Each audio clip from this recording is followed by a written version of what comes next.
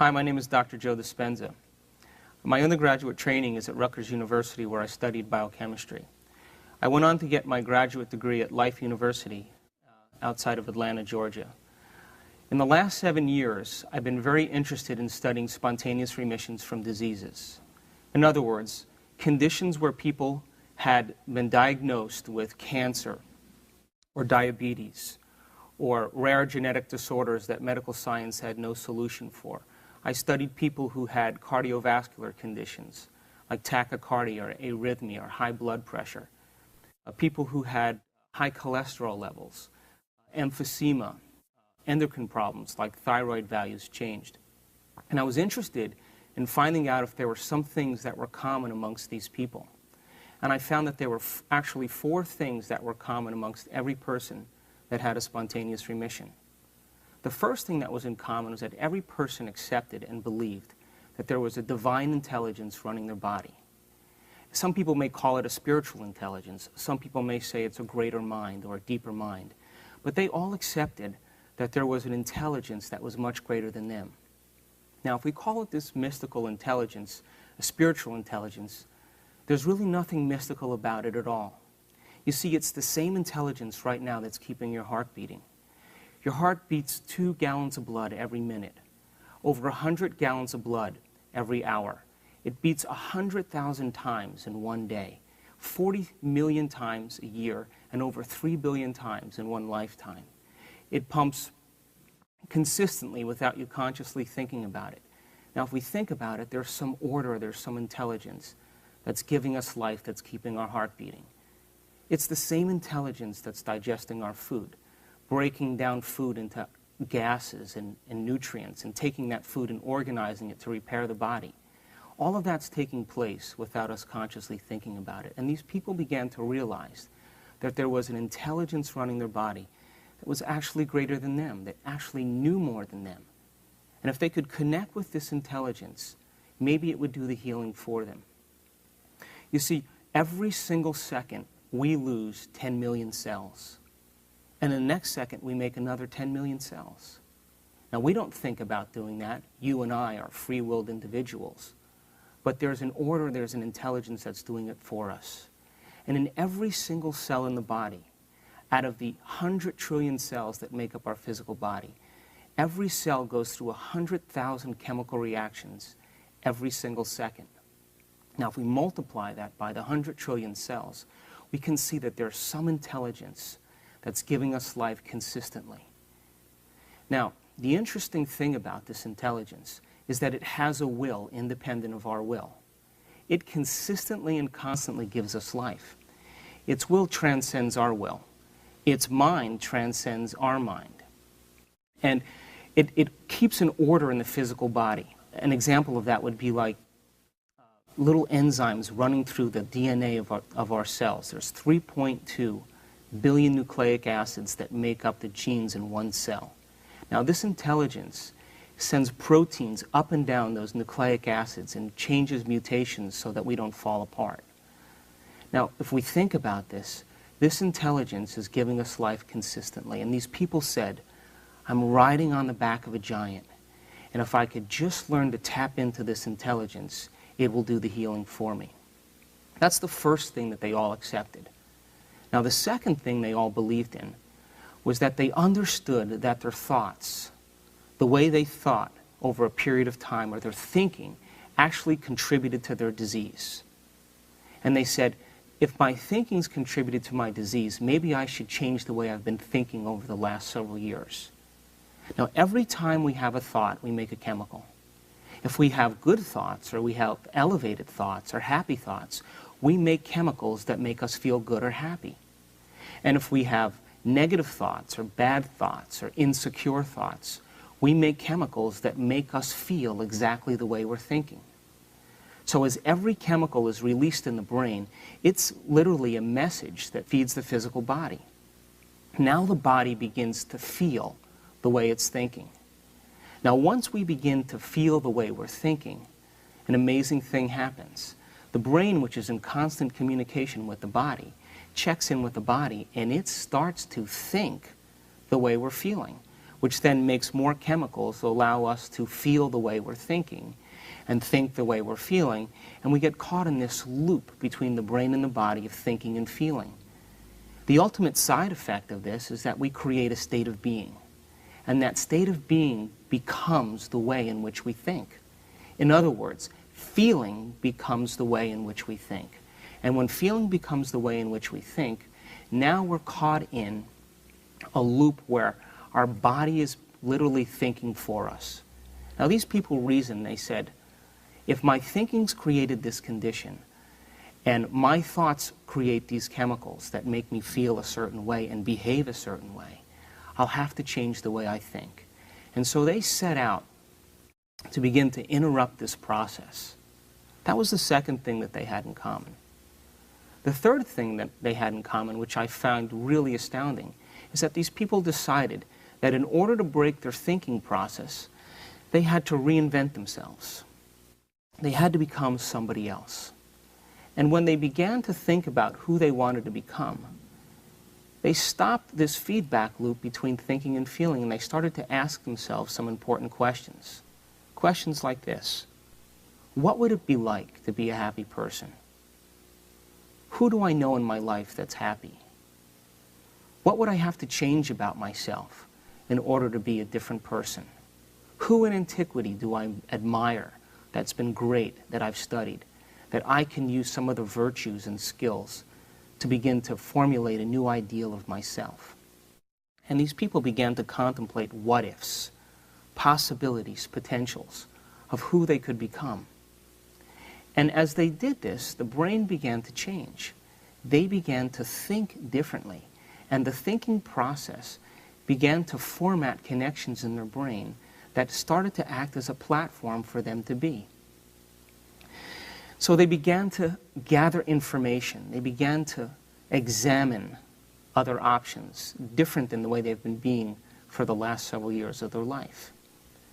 Now, the last thing that they had in common, which was the fourth thing, was that when these people reinvented themselves, they spent long moments where they lost track of time and space. In other words, they became so involved with what they were thinking about, so immersed in who they were becoming, that when they opened their eyes, or when they turned on the light in the room, or when they lifted their blindfolds up, it seemed like 5 minutes to them, but actually an hour and a half or 2 hours went by. And they were literally becoming so immersed in what they were thinking about that they lost track of time and space. They lost track of the feedback that takes place between the body and the brain.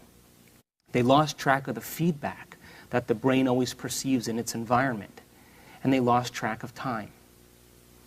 Now, the brain processes about 400 billion bits of information every single second. But we're only conscious of about 2,000 of those 400 billion bits. Now, those 2,000 bits of information in reference to where our awareness exists only has to do with three things. It has to do with our feedback from the body, feedback from the environment, and our feedback in reference to time. You know, does your back hurt? Are you hungry? Do you have a headache? Are you thirsty? Are you tired? Is it too cold? Is it too warm? Do you like the way it smells in the environment? How long is it going to take before the next experience happens? Our brain and our awareness is immersed in those particular things. And when our brain is immersed in those particular things, even though the brain is processing 400 billion bits of information, we keep our awareness on only 2,000 of those 400 billion bits. And it has to do with the body, the environment, and time. These people who had spontaneous remissions, they moved their awareness from those particular things to those other bits of information. And when they did that, we're beginning to learn from a scientific standpoint is that's the moment that the brain begins to pattern new circuits and new connections. So this began an interesting study for me because I wanted to know, based on these four things, what was happening in the brain to determine what was happening in these people's physical bodies. Could it be that they changed their mind, and by changing their mind, it had a physiological effect in their body? Now, some of these people weren't vegetarians, They didn't do crystals. They didn't fast. They didn't do any alternative therapies.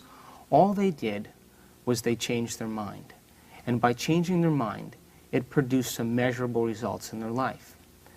So I began this process of understanding how the brain makes new circuits and makes new connections.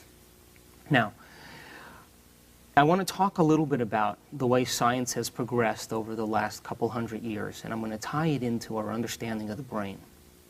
Back in the 17th century, there was a man by the name of Descartes, and he was a French scientist. He was sitting by a fountain one day, and he was trying to understand the nature of reality. And as he was sitting by this fountain, he said, you know, I'm having difficulty merging two ideas. See, there's an objective world. You know, there's an objective world he called the sphere of science, where things behave like a machine. He said the earth and all of its laws and all of physical reality behave in a very physical mannerism. And those physical traits are very predictable and they're very repeatable. And he said, I'm going to call that the sphere of science. And anything that has to do with the objective or very large, science can study. And then he said, well, anything that has to do with the mind or our subjective world or subjective reality, I'm going to give to religion, because religion has a better handle on it. And really what Descartes was saying is, I want the freedom to be able to study science without having to deal with those other issues. And so the church began to focus on all the principles of subjective world and mind. So the church became always mind, never matter, and science was always matter, never mind. And things worked really well, because up until this point, you know, the church delving into science created some problems, and science delving into the mind created some problems as well, because if we look at Bruno or we look at Galileo, we can see that when they made their particular observations, it defied the church, and of course there were some speed bumps along the way. And it served Descartes very well, because he didn't have to deal with issues other than things that were predictable, because he was a scientist by nature. He didn't want to deal with influences by the church, because if we study history, if we study Galileo Galilei, or we study Giordano Bruno in earlier times, when they said that the earth was no longer the center of the universe, they were persecuted by the church because it went against the very doctrines that ran the church. So Descartes had his own freedom now to study the nature of reality. And things worked really well, and by observation, scientific laws began to develop. And in the 18th century, along came Sir Isaac Newton. And Newton basically said, there are certain definite laws that we can actually put a scientific value on. He knew that force and mass and acceleration are related. And Newton said, if I know the starting point of something, and I know its velocity or its speed, I can determine where it's going to end up. And because of Newton, we're able to put a rocket on the moon. If we know the distance from the Earth to the moon, and the rotation of the Earth and how fast we're going to shoot that rocket, because of Newtonian laws and Newtonian physics, we're able to do some very specific things based on the very large and very objective laws. And things worked really well, and science continued to emerge. And then in the 19th century, Albert Einstein comes up with his theory of relativity and this theory of light. And Einstein basically said, nothing can travel faster than the speed of light. Anything as an object or mass that travels faster than the speed of light will ultimately become energy.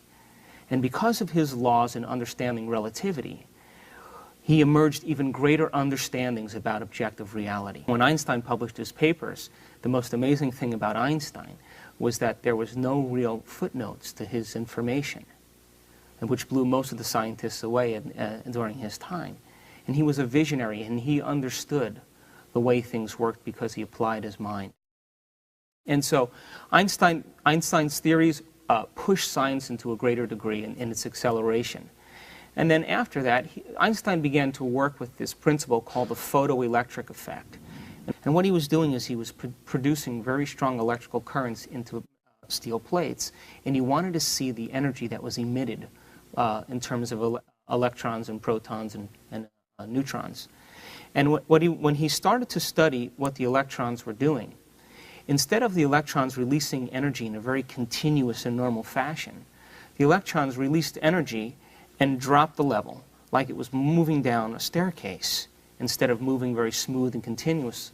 Now, Einstein stopped because the way things work in the very large is that when energy is released, things move in a very continuous fashion. For example, if we drop an apple from a tree, it moves in a very continuous and predictable fashion, and they expected, in the photoelectric effect, the very same things to happen. They didn't. And so Einstein began to see that the very tiny started to behave very different than the very large. And so there were a series of experiments that began to focus attention on electrons and where electrons would be. And when they began to observe electrons and the nature of electrons and how they behaved, they noticed that wherever they observed or looked for an electron appeared. So the electron went from a wave of probability to all of a sudden collapsing into a very definite particle. And now this whole idea of Cartesian dualism, what Descartes said back in the 17th century, started to get fuzzy again. Because now the subjective person and subjective mind was beginning to have a direct effect on the very objective. And so now the separation between mind and reality and mind and objective began to merge again. And independent of who was doing the observation, whether they had an academic degree or they didn't have an academic degree, that their actual observation had an effect on the quantum field. And so quantum physics was born as a result of this. And now, that means now that all of us, every single person, independent of their creed, or their culture, or their gender, or their age, or their race, that every single person, when they're asked to observe something, has an effect on the very tiny, that we're all participants in the nature of reality. Now, science may say, well, quantum physics and the observer observing reality and having an effect on reality only works for the very tiny. In other words, only the very tiny responds to our observation. And so maybe then the way in which reality works is that if our observation makes a difference in the way small subatomic particles function, maybe we can direct the nature of reality based on our own observation. Now, most quantum physicists will say no. Our observation only works for the very tiny and not the very large. And my answer is, maybe we're just poor observers. Maybe observation is a skill just like anything else, and we can develop this idea called observation. Now, there's a part of the brain that we use to pay attention. There's a part of the brain that we use to observe, and it's called the frontal lobe. The frontal lobe is the crowning achievement of the human being. It is the latest on the scene in our human development. What separates us from every other species on the planet is not the fact that we stand on 2 feet, or the fact that we have opposing thumbs, or the fact that our eyes point straight ahead, or that we have bigger brains, because elephants actually have bigger brains than us. It's not the fact that we have little body hair. What separates us from every other species on the planet is the size of the frontal lobe in reference to the rest of the brain. Now, in human beings, the frontal lobe is almost 40% of the entire brain. Our next closest ancestor, great apes and chimpanzees, the frontal lobe is about 17% to 15%. In dogs, it's about 7%, and for you cat lovers, it's about 3.5%. So what separates us and makes us great is our frontal lobe in reference to the rest of the brain. Now, the frontal lobe is the executive. It decides on action. It regulates behavior. It's the part of the brain that we use when we're planning, we're speculating, when we're inventing, when we're looking at possibilities. The frontal lobe, if we were to use one word to describe the frontal lobe, we would use the word intent or purpose. When people's intention matches their behavior, or when their behavior matches their intention, or when their thoughts are aligned with their action, is the moment the frontal lobe is at its greatest moment. Now, in the recent journals, in November of 2004, a group of scientists from the University of Wisconsin began to see if observation and paying attention was a skill like anything else. And what they did is they designed this experiment where they took a group of Buddhist monks who have been meditating and focusing on concepts like compassion and love and divinity for extended periods of time. And most of the monks that they studied had over 10,000 to about 50,000 hours of focused meditation. So these guys knew how to pay attention. And they took another control group of people who never really went inward and focused their mind on anything. And they said to the monks, would you train these guys over a course of a week and see if we can get these people to learn how to develop a skill called meditation? And so they hooked the monks' brains up to 256 electrodes over their entire brain, and they were going to measure what type of activity took place when these monks paid attention. And of course, they were going to do the same thing with the control group. Now, these 8 particular monks, when they got hooked up to these particular scans, the moment that they began to focus on a concept like compassion, the moment they began to focus on an idea and went inward, their frontal lobes lit up like nothing that the scientists ever seen before. The amount of activity that was taking place in the frontal lobe was enormous. And when they compared that to the control group, the people who were just learning how to focus their mind and pay attention, their ability to hold that focused thought produced very little effects in the frontal lobe. Now, the scientists knew that a particular area in the frontal lobe, on the left side of the frontal lobe, is a place where we experience joy and happiness. And in one particular monk, his brain scan activity was so enlarged in the frontal lobe that the scientists said he must be the happiest man on the planet because his activity was that great. Now, when the scientists began to speculate and look at the effects of this experiment, they began to realize that maybe observation and paying attention is a skill. Maybe it's a skill just like tennis or golf, that we can develop the skill of paying attention, and by developing the skill, we could get better at it. And the effects and the results are that our brain actually changes. So observation then is a skill just like anything else. And if we can develop the skill of observation, maybe just not only the small subatomic particles will respond to our world, but maybe even larger subatomic particles or larger objects will respond based on our ability to observe. Now, back in the 1930s in the United States, there was an experiment done on a group of chimpanzees that were aggressive, and they had an antisocial personality traits. And the scientists said, well, let's see, by doing an experiment on their frontal lobe and doing an operation on their frontal lobe, if it changed the way these chimpanzees behaved. And so they took an instrument that looked like an ice pick, and they tapped it into the frontal lobes of these chimpanzees, and they swirled it around. It was called the ice pick experiment. And after the experiment, the monkeys became very docile and very controllable, and they no longer were aggressive with other chimpanzees. Now, during this time in the United States, in the late 1930s, there were several mental institutions that were overcrowded with people with the exact same condition, antisocial personality disorders, aggressive traits. And because the depression was going on in the 1930s, it took an enormous amount of money to medicate these people to keep them under control. So the scientists in a particular university in the Midwest said, why don't we try this experiment out on some of these people in these mental institutions? We can save on a lot of money on the medications that we're administering. So what they did is they took these people and they brought them into an operating room while they were asleep, and they anesthetized them with sodium pentothal. And while they were anesthetized, they took a scalpel and they slid it under their eyelid and punctured the softest part of the skull, which is right behind the orbit of the eye. And when they punctured the skull in that particular area, they took a scalpel and they ran it back and forth, and it was called the windshield wiper experiment. And of course, as we know, that's called a lobotomy. And when they pulled the scalpel out, they sewed them up and they brought the people back to the room. And these people all of a sudden began to behave differently. Now, they noticed some very interesting things about these people that were the effects of the lobotomy. The first thing that they noticed is that all of these people became lazy and lethargic. The next thing they noticed is that they became uninspired. They lost their initiative to do things.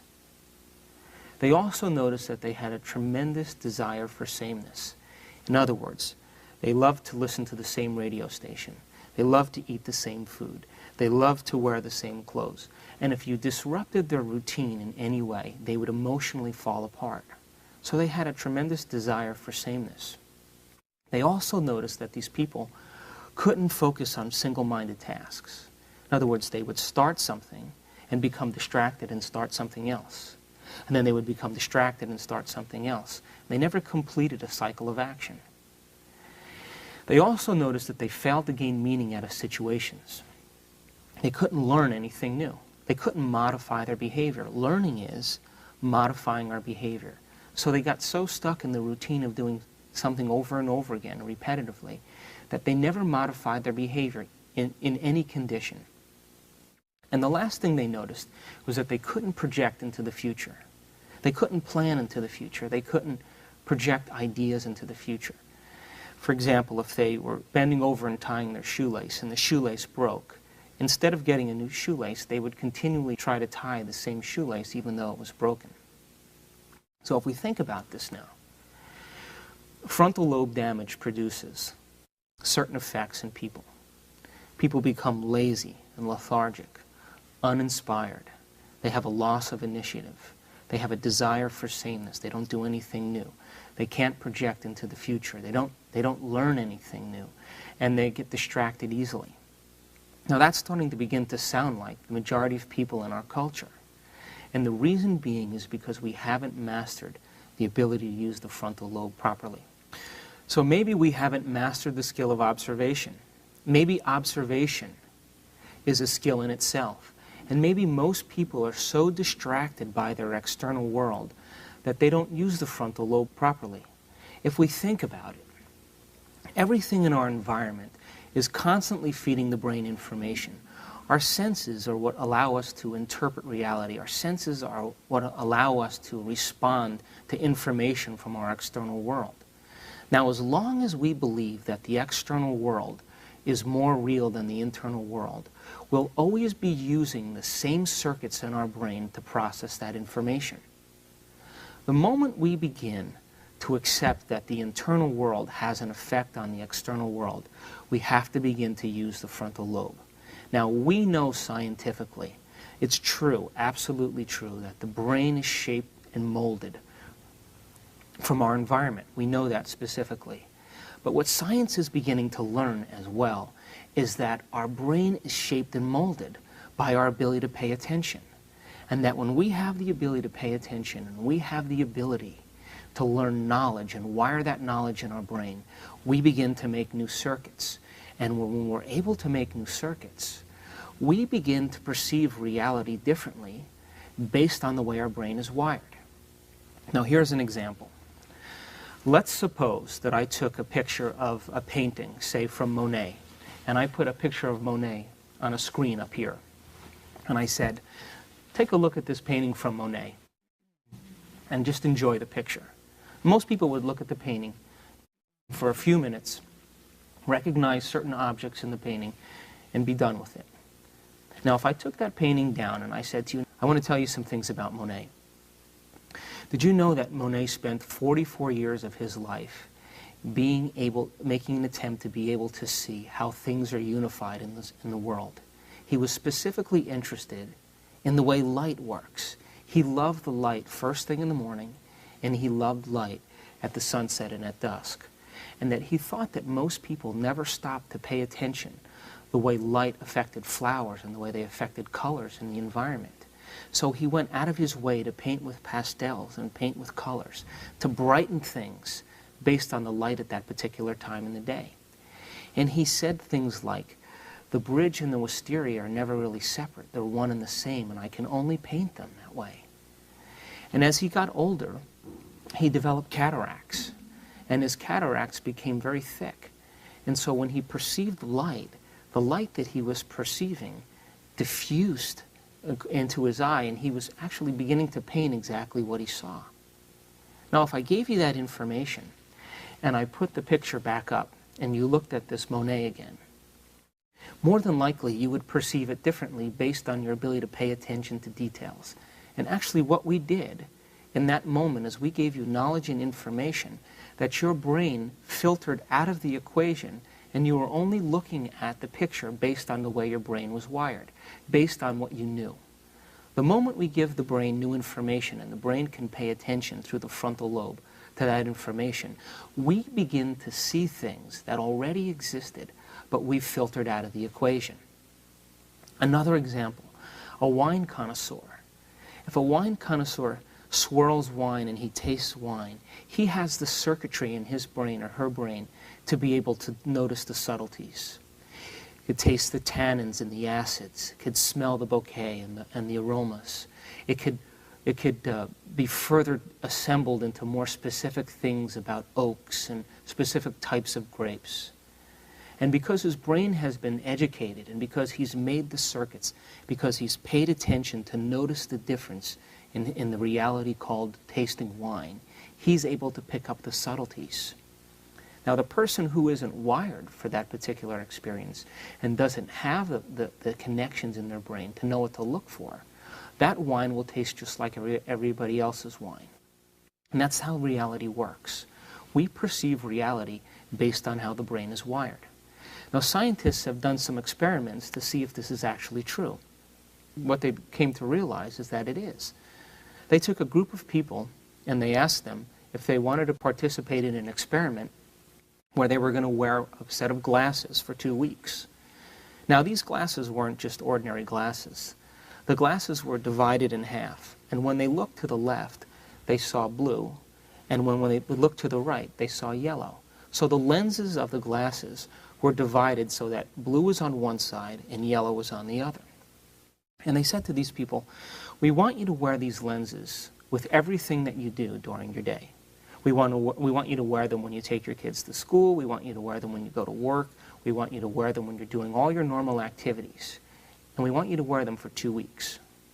And so all different people wore these glasses for a period of time, and at the end of the experiment, they invited the participants back into the laboratory. And when they brought the participants into the laboratory, they said to them, now what we want you to do is look at this piece of paper. And it was a white sheet of paper, and they said, what color do you see when you look at this paper? Now, every single person that participated in the experiment said, that's a white piece of paper. And they said, well, look to the left. Do you see a blue piece of paper when you look at that paper? And they said, nope. And they said, when you look to the right, do you see a yellow piece of paper? And they said, no. So the scientists had to back up because they realized then that these people were filling in reality based on their memory. They were overlaying the way things appeared based on the circuits that they already had wired, and the more they participated in the world, the faster the color disappeared for them. And essentially, that's what we do in reality. Our brain is wired a certain way. We're given a certain amount of circuits in our life, and then we add to those circuits by the way we make the connections based on the knowledge we gain. And if we don't learn any new knowledge, we keep using the same circuits, which allows reality to appear the exact same way. If we're given knowledge and information, and that knowledge and that information is unconventional, if it's outside the box of what's accepted scientifically, socially, politically, if it's outside the box of what's even religiously accepted, maybe we'll begin to perceive reality differently based on that knowledge that we've received. Now, in studying these spontaneous remissions with people that heal themselves of various conditions, it was interesting to note that independent of their culture, or independent of their creed, or independent of their educational status, or their religion, independent of their gender, they basically said, I'm going to observe a different outcome. And I'm going to hold on to this observation, independent of the feedback from my body, independent of the feedback from my environment, and independent of time. Now, the frontal lobe, the crowning achievement of the human being, allows us to do that. You see, the frontal lobe gives us permission to make thought more real than anything else. The frontal lobe gives us permission to hold on to a concept, to hold on to an idea, to hold on to a vision or a dream, independent of the circumstances that exist in our world, independent of the circumstances that exist in our body, independent of the circumstances that exist in reference to time. And those are the things and the traits that we secretly admire in all great people in antiquity, whether it was Martin Luther King or William Wallace, someone who had a vision, someone who had an idea. A hero said, I believe in these morals and I believe in these ethics. And even though my environment isn't aligned with my thinking is more important than my environment. And the frontal lobe in the human being allows us the privilege, it gives us the privilege to make thought more real than anything else. Now, most species in nature, the way in which they change is that they're subjected to some harsh environmental stimuli. They're subjected to something in the environment. And then they have to adapt, or they have to accommodate, or if they have to acclimate to some type of environmental stimulus, whether it's cold, or whether it's heat, or whether it's any particular thing. And what happens is that the species is introduced into this particular environment, and then over a series of generations, as the same species is introduced to the same harsh environment, over a period of time, over several generations, that species will modify its behavior and change its genetics. That's called evolution. But human beings don't have to do that. Because of the size of the frontal lobe and because of our ability to speculate possibilities and ask about potentials and think about the what-ifs, we can invent new ideas and new ways of being. And it gives us the privilege then to modify our behavior in the same lifetime. It gives us the privilege to modify our actions in a week. We can modify how we behave in a day, and we can change in a moment. The only object that we need to master is this skill called observation. When we begin to use the brain properly, when we begin to pay attention to a concept or to an idea, this amazing thing happens in the brain. The frontal lobe lowers the volume to the external stimuli. It lowers the volume to the body and the feedback loop from the body to the brain. It lowers the volume to the feedback from the environment. You don't know if it's cold or warm. You don't know if it's dark or light. Your brain becomes the magnifier of thought, and it lowers the volume to time. In other words, as we hold a concept in the frontal lobe, we will lose track of time and space. Now, science is beginning to understand that the way in which we make circuits in the brain, the way in which we begin to make connections in the brain, aside from allowing the environment to mold and shape our brain, that we can begin to mold and shape our brain by paying attention. And if we can hold on to an idea, we begin to wire those connections in our brain. By wiring those connections in our brain, we begin to leave footprints of those concepts neurologically in the tissues. And those footprints then can act as the foundation in the way in which we can act and behave. So the frontal lobe then, the crowning achievement of the human being, allows thought to be more real than anything else. And when we begin to assemble ideas, and we begin to assemble concepts, and we put all of our attention on that concept, the frontal lobe will lower the volume to all the extraneous stimuli. And the only thing that will become real is thought itself. When that happens, there's a physical change in the brain. The brain then takes that holographic image that we're holding in the frontal lobe and creates a pattern of connections that associate with that concept or that idea. So when we learn new things, when we're learning new things, we make connections in our brain. We make new connections in our brain. When we memorize those things, or when we remember those things, we sustain those connections, or we maintain those connections. Memory is maintaining those connections. Learning is forming those connections. So we can learn from the environment. We can learn from our sensual experiences. But then we can only be as great as how our environment is dictating our experience. But if we learn knowledge and we learn information that's unconventional, quantum physics, that the observer participates in the nature of reality and that our thoughts actually matter, from the subatomic particles all the way to the very large, and that maybe our observation, our ability to pay attention, will begin to format new connections in our brain that will allow us to perceive things exactly the way they are. And that may be because our brain processes billions of bits of information every second. But we're only aware of those bits of information that have to do with the body, the environment, and time. That we can begin to make new connections and learn new knowledge. We'll begin to see what has always existed, but we've filtered out of the equation, just like those people that did the experiment with the lenses. Now, I want to talk about how the brain learns and how those connections are formulated. We know from a scientific standpoint that neurons, nerve cells that exist in the brain, when they connect, they exchange information. And as they connect and they exchange information, that connecting point is a learned understanding related to a concept. As I said, when we remember something, we activate those connections again and bring them to life.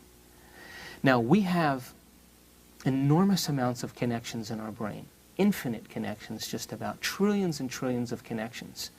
And every place where those neurons connect and exchange information, it's mapped as a pattern or a sequence that reflects some idea, something that we've learned, a trait, a behavior, a skill, a tendency, a feeling even. And all these connections are the sum total of who we are as an individual.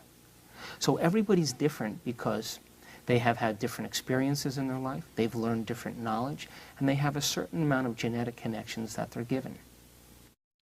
And that's basically the foundation of where we start from as individuals. Now, most people at a certain point in their life rely on those developed circuits and never learn anything new. They allow feeling to become the means of thinking. They stop learning and they start feeling.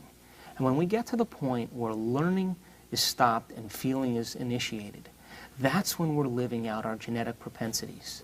That's when we're living out the predetermined genetic future that exists for us as individuals. When we learn new knowledge, the brain begins to reformat itself. It begins to fire in new sequences and new patterns and in new connections. And if we can maintain those connections for an extended period of time, we can modify and change our behavior. And those people who had spontaneous remissions, what they did was they gained knowledge and they began to apply that knowledge by asking what ifs.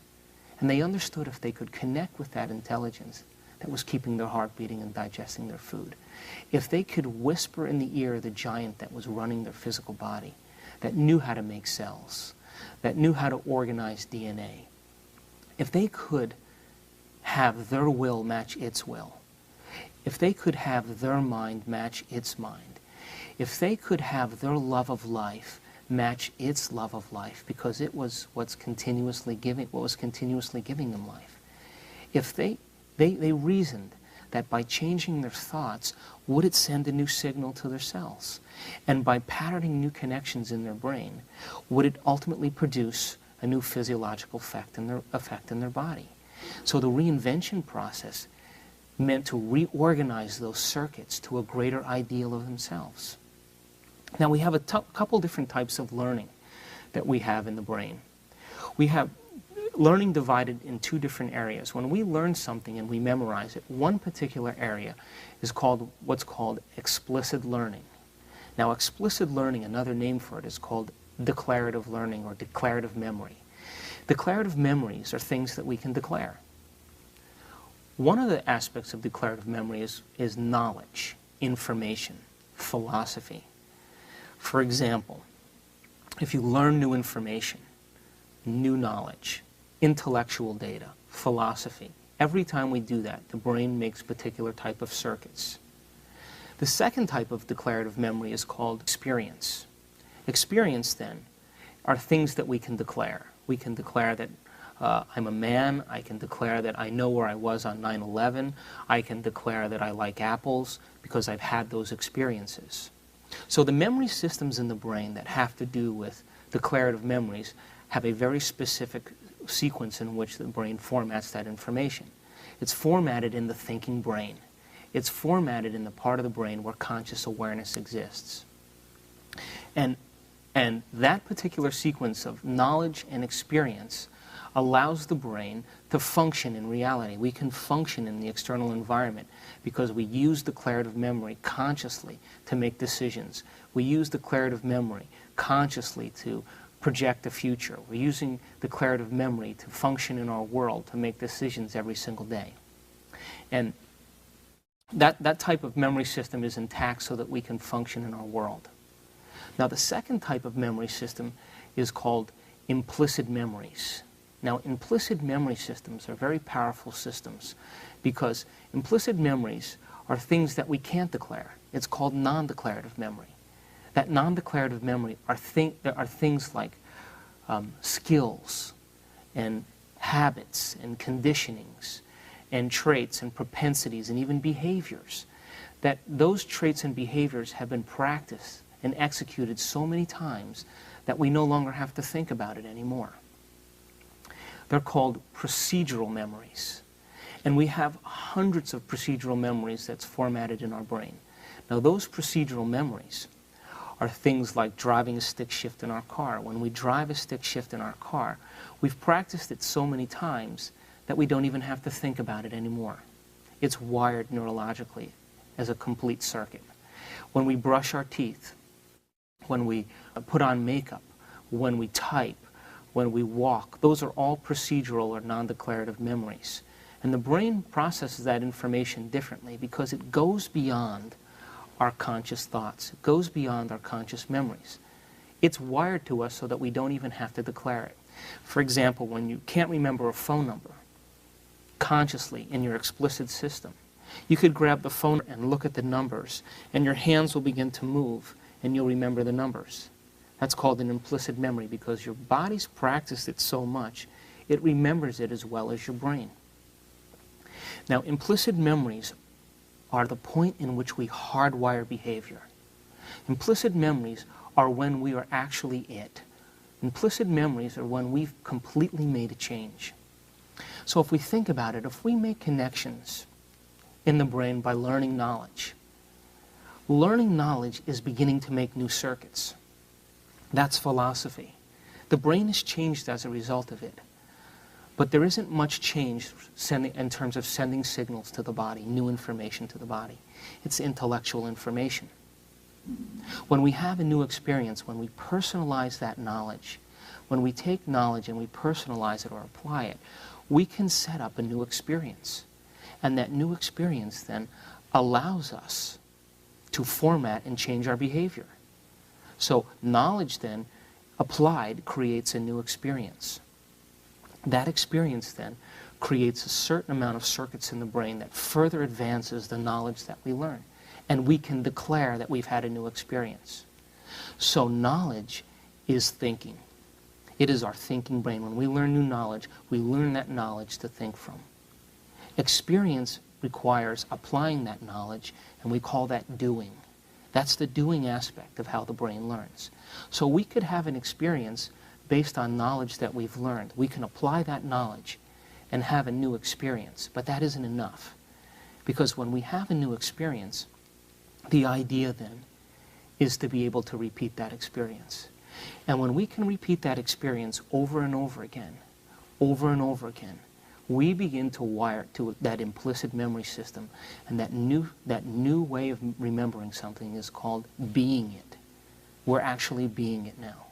So, learning new knowledge is the thinking part of our brain. Applying that knowledge and applying what we've learned, applying our thought to have a new experience, modifying our behavior to have a new experience is called the doing it.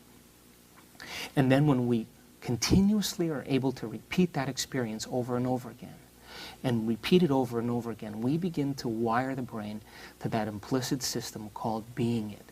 Now, when we're being something, we don't have to think about it anymore. It's wired permanently. That process is natural. It's second nature. It's easy. And those people who had spontaneous remissions, as they began to gain new knowledge and apply that knowledge to set up some new experiences for themselves, they didn't stop there. They went further until that system was hardwired in their body, till they actually were able to become it. You see, once we can become something, now it's wired permanently so that we no longer have to think about it. And the idea then is if there's automatic systems in our brain, automatic programs in our brain that define thinking and feeling our entire life, thinking as a victim, thinking as an insecure person. And if we think those insecure thoughts, it makes the chemicals that make us feel insecure. See, then once we feel insecure, then the brain starts to think the way it's feeling. So those people who had spontaneous remissions from diseases, those people who healed themselves of different conditions, they made some pretty physical changes in their brain. The changes that they made weren't just about intellectually embracing this information. It wasn't just about having an experience once. They wanted to actually become somebody else. And when they reinvented themselves, when they said, I believe there's an intelligence that exists within me that gives life to every single individual, whether they're happy or sad, whether they're wealthy or poor, whether they're holy or unholy, that some intelligence gives life to every human being. If I could tap into that intelligence and become somebody else, it'll give life to who this new person emerges as. And that if my thoughts matter, I'm going to have to really construct some permanent neurological connections in my brain to become this new platform of being. And that I have to abandon and surrender that old way of thinking and feeling that was really tied to my environment, really tied to the way in which I thought about my world based on my old self. And maybe those old feelings and those old connections were really tied to old experiences. And maybe by reinventing myself, there'll be a period where I have no feeling. Maybe those old emotions and those old feelings were tied to some old experience that were actually the cause of the condition in the first place. And by abandoning those old thoughts and those old feelings, just abandoning those and replacing it with a new idea of self, that a new signal was running to the body and the person was actually free. And then all they had to do was separate themselves from people and things and the distraction of the environment and time and episodes and events, and let thought become more real than anything else. In the process of rehearsing, in the process of thinking about who they wanted to become, in the process of thinking about it over and over again, they began to make those circuits more permanent. They began to create a new individual. They began to emerge as a new being. And as a result of it, that process where they developed the skill of paying attention, they developed the ability to move their mind away from their body. They developed the ability to move their mind away from the environment. And they even moved their mind away from the reference of time. And the moment they did that, maybe the door to the quantum field opened. Maybe now they were stepping into a new level of mind. And when that happens, when we can make thought more real than anything else, the brain begins to format those patterns and connections that are equal to who we are and who we're becoming. So these people who had spontaneous remissions, maybe it wasn't a miracle at all. Maybe they just became somebody else. And maybe they believed that this intelligence would stand behind them and give life to whoever they were being. And maybe this intelligence was smarter than them and brighter than them and had more will than them to step in and reorganize their body for them. And that all they had to do was to become somebody different. And when they became somebody different, this intelligence gave life to them, and their life changed, their health changed, and their future changed. And maybe these people who had spontaneous remissions gave up the feelings and the emotions that were tied to the past, and in the process of becoming somebody new, in the process of that reinvention process where they made new circuits to operate from, they abandoned their past and their association to their past and all of the feelings and the emotions that went along with it. And maybe the chemicals that were feeding the body based on those thoughts were no longer made. And because they were no longer made, the signal that was being sent to the body was a new signal. And that new signal that was sent to the body had nothing to do with their association to those past attitudes, those past thoughts, and those past feelings. But now the person had an idea of their future. They had an idea of something to look forward to. And now, as they began to make those changes, they no longer sent the same signal to the body, but they sent a new signal to the body based on how they were now being. So, if we think about this then, the whole idea of this separation between mind and matter, the separation between the objective and the subjective, may actually begin to merge when we apply these principles together. Maybe quantum physics gives us permission to say that my observation matters. And maybe the frontal lobe, the crowning achievement of the human being, allows us to modify our behavior in one lifetime and to grow new circuits and new connections as a new place of being. And that this merging now that takes place between mind and matter basically says this: my thought matters. And because my thought matters, it should have a direct effect on the closest thing that exists to me, which is my physical body. And if we can begin to merge these ideas, we've come a complete circle back to understanding that there is no separation, that mind actually gives life to matter, and that it is our mind as individuals that can merge with a greater mind. And as we merge with this greater mind, we're now enacting the skill of observation. We move our attention away from our body. We move our attention away from the environment, and we forget about time. And when we do that now, pure mind has a direct effect on the physical body, and it has a direct effect on the nature of reality, and it has a direct effect on matter. And when we begin to execute these ideas and we begin to apply them to our life, we get to be the scientist in measuring our own observation. And maybe that's the beginning understanding of what it is to have an immortal brain.